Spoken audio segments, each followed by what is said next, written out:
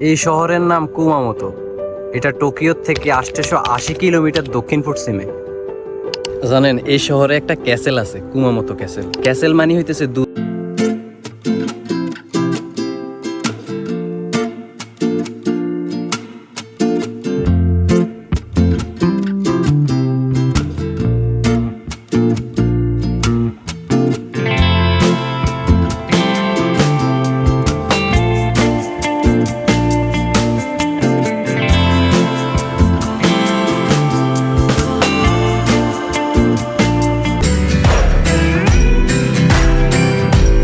দুর্গ মানে হইতেছে ধরেন যেখানে রাজা রানী থাকতো আর কি। এখন আমরা তো জানি রাজা রানী থাকে রাজপ্রাসাদে। দেখেন, দুর্গ আর রাজপ্রাসাদের মধ্যে একটু পার্থক্য আছে। দুর্গ মূলত বানানো হয় প্রতিরক্ষা, সুরক্ষা আর নিরাপত্তা এগুলোর উপর ভিত্তি করে। অর্থাৎ কেউ যদি হামলা করে তাহলে খুবই কম পরিমাণে যাতে ক্ষতি হয়। আর অন্যদিকে রাজপ্রাসাদ হইতেছে ব্যয়বহুল বাসস্থান, জাঁকজমক, আসবাবপত্র, অনুষ্ঠান, প্রশাসনিক কার্যক্রম। এক কথায় বলতে গেলে দুর্গ বানানো হয় প্রতিরক্ষার জন্য আর রাজপ্রাসাদ বানানো হয় বিলাসিতা আর মর্যাদার জন্য। মূলত কাতো কিয়োমাসা কুমামোতো ক্যাসেলটা বানিয়েছে। আর কাতো কিয়োমাসা হইতেছে তোকুগাওয়া লিশিউরের একজন জেনারেল অর্থাৎ সেনাপতি। আর তোকুগাওয়া লিশিউর হইতেছে ওই লোক যে পুরো জাপান রে এক করছিল 1600 সালের শিকিগাহারা যুদ্ধের পরে। মূলত কি হয়েছিল, শিকিগাহারায় 1600 সালে একটা বিশাল যুদ্ধ হয়েছিল। আর ওই যুদ্ধে পুরো জাপানের ইস্ট এন্ড ওয়েস্ট দুই ভাগে বিভক্ত হয়েছে। ওই যুদ্ধে তোকুগাওয়া লিশিউরে জিতছে। আর জিতার পরে সে সর্বপ্রথম শোগুনের প্রতিষ্ঠা করে। শোগুনটা মূলত একটা উপাধির নাম, যেমন